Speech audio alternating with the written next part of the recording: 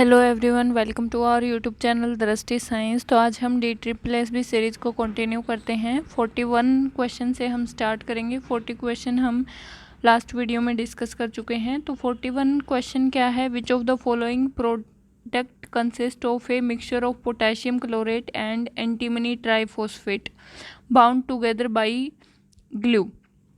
तो यहाँ पे देखो, इसका करेक्ट ऑप्शन है ऑप्शन नंबर 3, मैचस्टिक हेड। जो मैचस्टिक का हेड होता है उसके अंदर जो केमिकल्स, जिन केमिकल्स से मिलके बने होते हैं, वो एक तरीके से मिक्सचर होता है पोटेशियम क्लोरेट का और एंटीमनी ट्राइसल्फेट का। यहाँ पे देखो एक्सप्लेनेशन में बताया गया है कि matchstick contain a reactive mixture of antimony trisulphide and potassium chlorate 45 to 53% held together by glue. Matches contain a strong oxidizing agent in the match head and red phosphorus in striking surface. The match causes small amount of oxidizer and phosphorus to combine to a heat generated by the friction and striking causes them ignite. तो वो उसको जलने में सहायता करती है और matchstick के हेड पे ये केमिकल लगे होते हैं। क्वेश्चन नंबर 42 क्या है? विच of the following is correctly balanced equation for Fe plus H2O Fe3O4 plus H2। तो यहाँ पे आप देख सकते हो बोथ साइड हमें जो हमारे एलिमेंट हैं उनकी नंबर्स को इक्वल करना है। अगर जिस इक्वेशन में नंबर इक्वल हैं वहाँ पे वो इक्वेशन बैलेंस कही जाएगी। तो यहाँ पे इक्वेशन जो फर्स्ट है इसमें बैलेंस है। यहाँ पे देखो 3 आयरन एटम है, इधर भी 3 आयरन एटम है और 8 हाइड्रोजन है, 8 हाइड्रोजन है, 4 ऑक्सीजन है, 4 ऑक्सीजन है। तो फर्स्ट ऑप्शन जो है ये इसके लिए करेक्ट ऑप्शन है। नेक्स्ट जो क्वेश्चन है 43, which of the following react vigorously with the water to produce slaked lime. Slaked lime releasing a large amount of heat. तो यहाँ पे देखो स्लैग्ड लाइम का फॉर्मूला होता है कैल्शियम हाइड्रोक्साइड, जो कि CaOH के ट्वाइस होता है। तो इसको बनाने के लिए हम क्या करते हैं, कैल्शियम ऑक्साइड की वाटर के साथ रिएक्शन करवाते हैं। जब हम कैल्शियम ऑक्साइड की वाटर के साथ रिएक्शन करवाते हैं तो हमें स्लैग्ड लाइम मिलता है। तो यहाँ पे करेक्ट ऑप्शन जो होगा वो ऑप्शन नंबर बी होगा। एक्सप्लेनेशन में आप देख सकते हैं लाइम, और इसको लाइम भी बोलते हैं कैल्शियम ऑक्साइड को। तो लाइम और calcium oxide combine with the water to form slaked lime and hence substance are combined to form a single substance. Therefore it's a combination reaction. When lime is treated with the water, a lot of energy is evolved, therefore it is an exothermic reaction. Next question है question number 44, which of the following is an incorrect option regarding universal rule of nomenclature. जो universal rule है nomenclature का, जो scientific nomenclature किए जाते हैं उसके लिए क्या क्या रूल्स हैं और कौन सा इनकरेक्ट है। तो यहाँ पे आप देख सकते हैं कि ऑप्शन नंबर 1 जो है यही इनकरेक्ट है, क्योंकि इसने लिख रखा है कि फर्स्ट वर्ड जो कि जीनस को डिनोट करता है उसको हम स्मॉल लेटर में लिखते हैं, जबकि जीनस को हम क्या करते हैं, लार्ज लेटर में लिखते हैं। और उसके बाद जो सेकेंड एपिथेट जो होता है, स्पेसिफिक एपिथेट, उसको हम स्मॉल लेटर से लिखते हैं। जैसे कि हम मैंगो के लिए मैग्नीफेरा इंडिका वर्ड लिखते हैं, तो मैग्नीफेरा का M हम कैपिटल करते हैं और सेकंड वर्ड इंडिका जो है उसका हम I स्मॉल करते हैं। तो ये पहला ही जो है स्टेटमेंट इनकरेक्ट है नोमेनक्लेचर के लिए। नेक्स्ट जो है biological names are generally in Latin and written in italics. तो ये बिल्कुल सही है।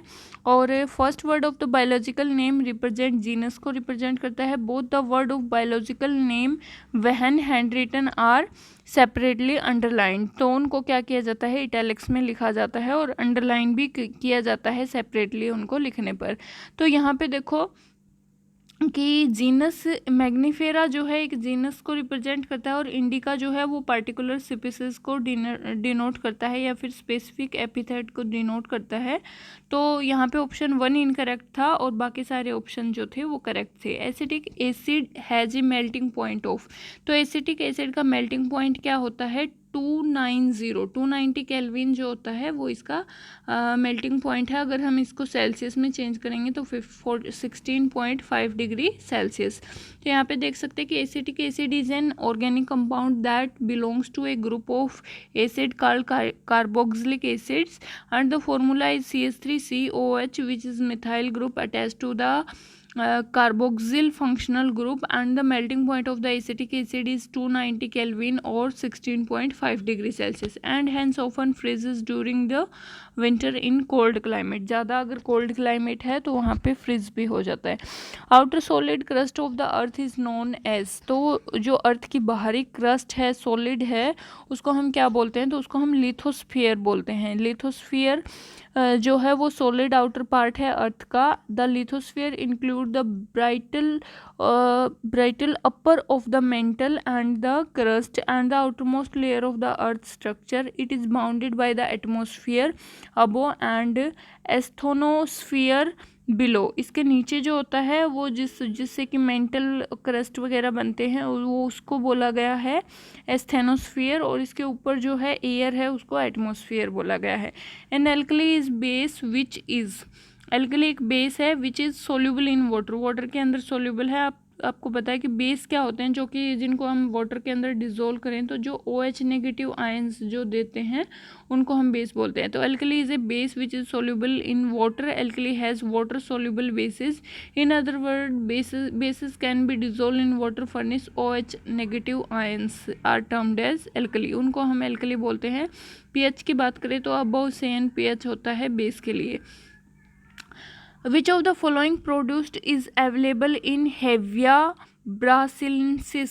तो यहाँ पे ये पूछा गया है कि ये जो प्लांट है इससे हमें क्या मिलता है. तो इससे हमें नेचुरल रबर मिलता है, और नेचुरल रबर के लिए जो है काफ़ी सारे प्लांट हैं उनको रबर प्लांट बोला जाता है, और उनसे हम नेचुरल रबर बनाते हैं. जैसे यहाँ पे बताया गया है कि Hevea brasiliensis is a Para rubber tree, और सिरिंगा ट्री, सेरिंग्यूरिया और mostly common called as rubber tree और रबर प्लांट. तो इसी के ही नाम है, इनको अच्छे से ध्यान रखना है.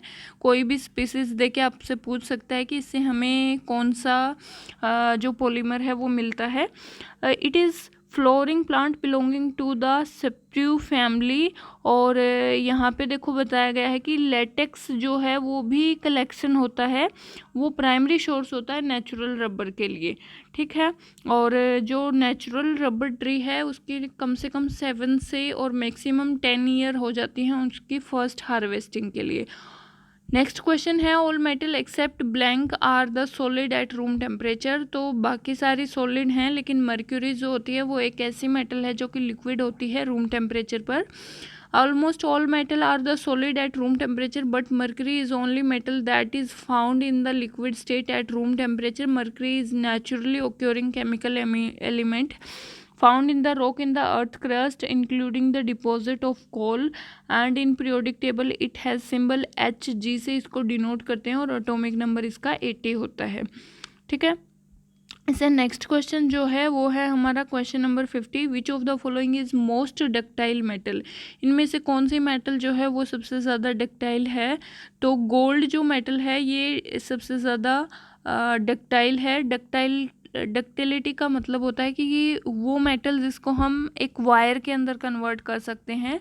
तो यहाँ पे देखो ductility is property of the metal to convert the metal into wire. As we know that most ductile metal known as gold. Until now gold has been most malleable metal also. तो malleability और ductility दोनों ही gold के अंदर ज़्यादा होती हैं, और ज्वेलरी बनाने के लिए इसीलिए इस मेटल का यूज किया जाता है. एक तो ये शाइनिंग बहुत ज़्यादा है इसकी, और दूसरा इसके अंदर मेलेबिलिटी और डक्टिलिटी है. इसको हम कन्वर्ट कर सकते हैं किसी भी शेप में आसानी से, तो ये इसके लिए बेनिफिट है. तो ये हमारे 10 क्वेश्चन कंप्लीट हुए. वीडियो अच्छी लगे तो लाइक करें, चैनल को सब्सक्राइब करें. Thank you very much.